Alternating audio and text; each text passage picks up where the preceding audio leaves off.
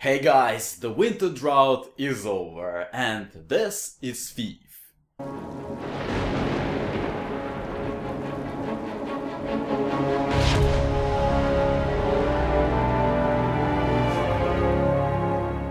I love Thief. Not this one, Thief 2 of course. My whole love for stealth games in general started with Thief 2. It was mind-blowing for the period, really intense and methodical gameplay always kept me on edge. Then Thief 3, it wasn't bad either. I mean, the ending is incredibly stupid and the final boss... I remember laughing my ass off. Still, the game had its moments. The asylum is my favorite part. I couldn't even beat it on my first walkthrough because I was scared shitless of it, so I had to get back to the game much later. And now we have Thief 2014. God, I actually feel kind of abused by it in a weird manner. Imagine a beautiful girl, or whoever you prefer, undressing in front of you in a seductive way. But when you start appreciating the spectacle, she just slaps you across the face for no reason, going back to being seductive in an instant. The moment you forget about the slap, she just does it again, and this goes on for hours. So you even start appreciating this in a disturbing way. And this is how this whole game feels like. The game starts with brooding Garrett monologuing about how dark and edgy everything is. There's one thing this city's taught me. You can put a price on anything. Secrets, reputations, a life. And trust? If you have to ask, you can't afford it. But then I suppose none of that matters when you're me. After all, when did I ever pay for anything? It is the moment, literally. First couple of lines is when you realize how annoying things are gonna be, and your expectations find proof when this character appears. Eren. I have no words. It is the most unlikable damsel in distress I can remember. Ever. Fuck, after spending first couple of minutes with her, I just wanted to strangle her. Yeah, she had a tough life and all that you find out much later, but it doesn't make her likable. And she dies in the end of the prologue, which is Garrett's fault by the way. I was happy, I thought, well, the worst thing that can happen is Garrett brooding about her death occasionally. But no, not only he'll be brooding about her death, she's not dead and you have to save her. There will be good reasons for it actually, except being Garrett's love interest or sister or whatever the fuck she is. But it doesn't make her sympathetic. She's a badly written spoiled brat that doesn't fit in any role whatsoever, except being an annoying little shit that jump scares you throughout the game. She's not even pretty, not in my taste anyway, so even the basic, well at least she's kinda hot thing she cannot fulfill. What a fucking waste of textures. Speaking of pretty, take a look at Garrett. What the hell is this? He looks like a loose gimp from a local S&M dungeon. Some characters even troll him about it, and you are that guy. Funny fact, Garrett has never looked as stupid as this. This is Garrett from Thief Deadly Shadows, for instance. That is Thief 2, and this is Thief 2014. Ah, Mr. Thief, you return victorious. Excellent. You are good. Are you sure I can't tempt you into the carnival? The legend in leather? Anyway, after the fall, Garrett finds himself in the cart a year after the incident, having amnesia like other billion fiction characters. So the quest for his lost memories starts, and I gotta admit, I quite liked it. The foundry was nice, the Thief Taker General, who has no name, is enjoyably insane. It suffers from some awfully directed scenes though, like this one.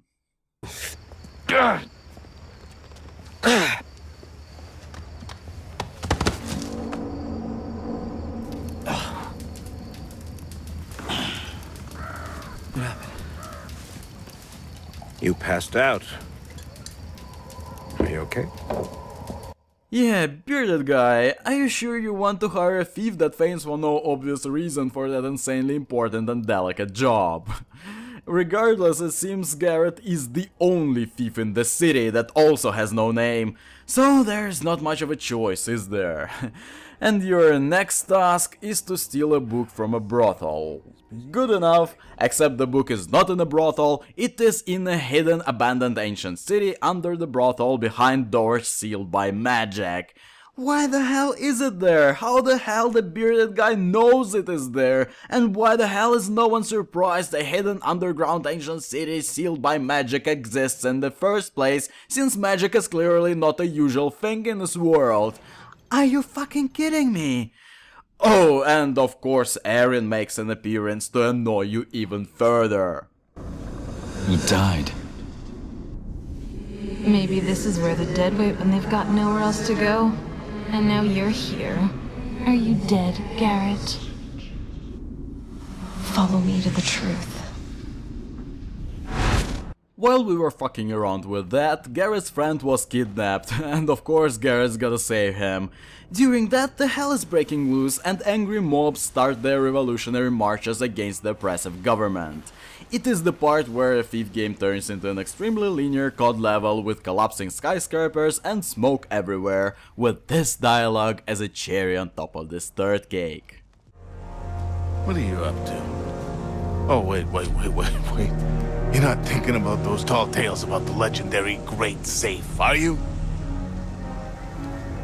Look, Garrett. No one is paying you to risk your head for this. It's not about the payment. Who I am. Fuck you, Garrett! You mother just... After breaking the Great Safe, we get a gem piece and the privilege to meet Eren again. What a fucking joy! However, our true reward is to go to the asylum where Eren was held to find another part of Garrett's lost memories and find out what has happened to Eren and where she is now. I was really looking forward to this part. I love the asylum from Thief 3. So, what does this blatant copy of that brilliant level hold for us? Garrett, I don't know what you expect to find in there, but be careful. Don't become a ghost yourself. I've been a ghost all my life. Huh? Okay, now you're not allowed to talk, you brilliant bitch! The asylum is actually not bad and atmospheric and all, but here comes another slap to the face. The monsters. Monsters in the third Thief's asylum were terrifying, unnerving, they looked fucked up and moved in an unnatural way. Every time they passed by you had to hold your breath IRL, just out of fear they'll hear you. That's how immersive it was. In Thief 2014, it's just dudes. Yeah, they're slightly insane, but they're just dudes.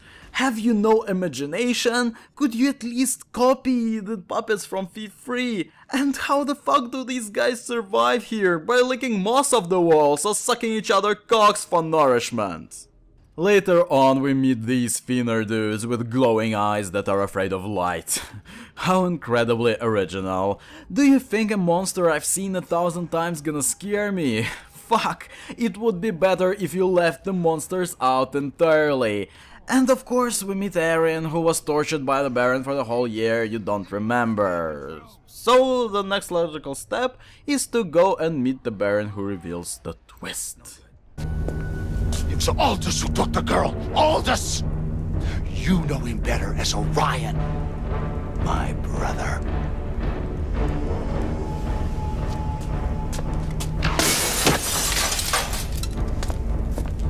We grew up apart, but I brought him back into the family, into the Awakened. Like us, he was attuned to the primal.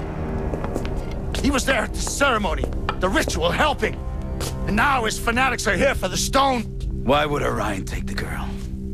He must be planning another ritual. And you've been a most obedient dog, it would seem. First he had you steal Cornelius's ring, Then the book, the stone from the keep. If he were to find the final... your eye... You were there, I remember now. You're the missing piece? Good luck with my brother's mom. Oh, you mean that the guy whose followers execute people en masse while shouting insane occult gibberish is evil? How unexpected! And the eye thing, you know how in all of the other Thief games Garrett has a mechanical eye, so you would expect he cuts out his own eye and replaces it with the iconic mechanical one? No, never actually happens. In fact, the eye thing is hardly ever brought up again. After getting the second gem piece, the old hag you buy upgrade points from appears, provides exposition and tells you what to do next. You must go to the cathedral tonight. Once you steal the missing piece from Orion, you need to find a way to take the primal from Erin. And she must not die. So we get through the usual routine, get to place, do thing, Erin annoys you. Wait, how the fuck did he get in here? Are you telling me this old fart, who is infamous for working for the Baron, whose people are being hanged left and right, not only managed to escape the angry mob, but managed to sneak into this insanely guarded ritual room considering he cannot even walk without a cane, just so we could have this incredibly easy to exploit boss fight? There is actually a very funny guide on how to beat this boss just by crouching around a waist-high altar. I have decided not to kill him though, because my Garrett doesn't kill people. After that, we get to the ship and have a quite easy boss fight with Erin, where Garrett has to collect shards while staying in the dark. That, to be honest, makes sense within the mechanics of the game. Followed by a lazy and incredibly confusing jump cut after Erin changes her mind about killing you for no reason whatsoever. And finally Erin dies. Hooray!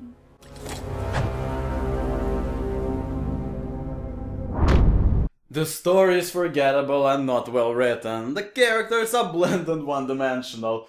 The main villain doesn't even have a name. The Baron doesn't have a name either.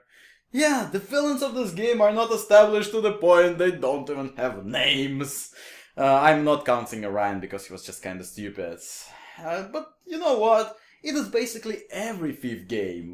They're all cheesy as hell. Death robots in the second one, mutant witch in the third. This one's no better, and I don't think anyone plays a Thief game for the plot. It is the gameplay that brings me back to these games, because it is a safer satisfaction for my kleptomania than shoplifting. Let's start with the good parts. The atmosphere and visual design in this game are awesome. I really enjoyed the look of everything really, except Garrett himself, but thankfully you don't see him all that often. Roaming the city is a lot of fun in general, it really is a gigantic step up from what we had in Thief 3, making the city the best level in the whole game. It would be even better if it wasn't divided by a bajillion hidden and not loading screens that are annoying as hell.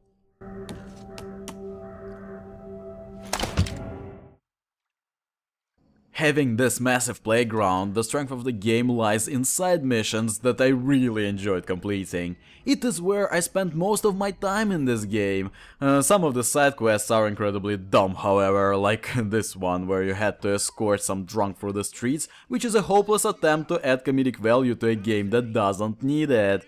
What's worse, none of the side missions have any closure. You just steal the thing you have to, it says complete on the screen, and that's it, totally done. The most disappointing was the automaton line of side quests. You help that guy to build a talking, walking AI, and in the end he just says, "Oh, it's done, thanks you leather freak." And that's it, you don't even get to see it. How fucking lazy is that? Main quests, on the other hand, are a wash. During my playthrough I've noticed that I'm collecting much more unique items in side quests, while during main missions I only find like 1 or 2. So I asked myself, why? The answer turned out to be quite obvious. The objective in most story missions is not to steal stuff, but to do something else, often more important than acquiring money. How the fuck do you get this wrong? The game is about a person who steals stuff as a job. It is only the fucking title. In main quests though, it is more like infiltrate, confront, survive. On top of that, when you're threatened with the destruction of everything you know, you would think even a hardcore kleptomaniac like Garrett would just say, "Hey, I better do the important stuff now and steal things later when the whole apocalypse thing gets sorted out."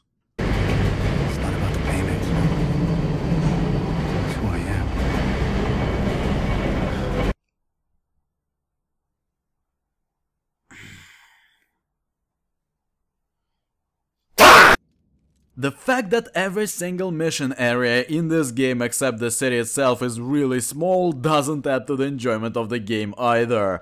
Most of the time it is just a two-storied house with a cellar, and I get that it actually makes sense, but places like a freaking bank should be much bigger.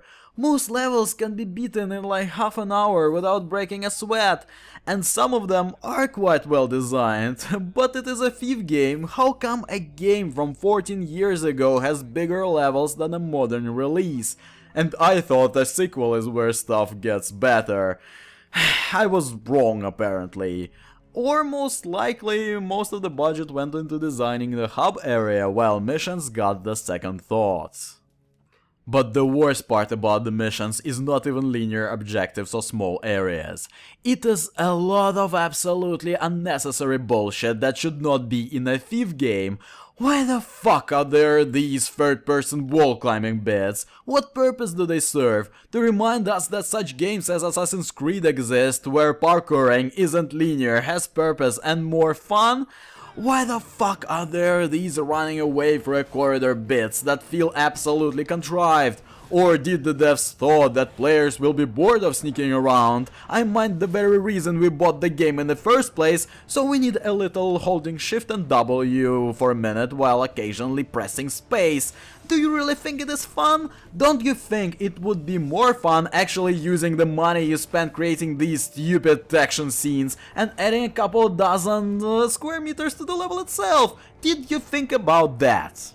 The collectibles thing in this game is quite ridiculous as well. Collecting city side plates. What the hell is wrong with you? And why doesn't Garrett sell all the rare stuff he collects? Most of it should worth a lot of money. He did sell all the most expensive stuff in every other game. Maybe because money doesn't worth jack shit in this game. Actually, it is funny how stealing in your Thief game is mostly a pointless thing. On normal at least. I cared little about upgrades for instance and still got all of the useful ones fully upgraded. Using arrows serves little purpose because I didn't really need them to effectively complete levels. Rope arrow is the most useful thing in the game, while most other arrows I haven't used once, so I didn't need to buy them. As a result, I realized that I don't need money at all. Besides, endgame upgrades cost ridiculous amounts and ought to make the game even easier. That is pointless since it is easy in the first place. I also wonder how Garrett wasn't robbed himself since he lives in the fucking clock tower, the second tallest building in the city. Besides everything said, the game is full of bugs and little inconveniences. Occasional sound drops, repetitive street chatter, bugged and generally not very intelligent AI. Picking around the corner and stealing bound to a single button so Garrett confuses it all the freaking time. Inexplicable inability to jump over traps, and most of the time they're not even that big so you can kinda long step over them. All of it makes the game feel unpolished, which is not a surprise considering its horrendous development history. Bearing that in mind, overall I think we're lucky to have the game we have. Even with all its problems, I have expected much worse. So I was kinda pleasantly surprised by most of it. It is a Thief game, not the very best one, and not the one we were waiting for all these years. But not an unplayable piece of shit either, which is a plus. I have enjoyed most of my time playing it, and I hope you had too. The name is GrrrVahrrr, and I shall see you from within my next video. Goodbye, goodbye, see you again. Goodbye, goodbye, see you, my friends. Goodbye, goodbye, I had fun today.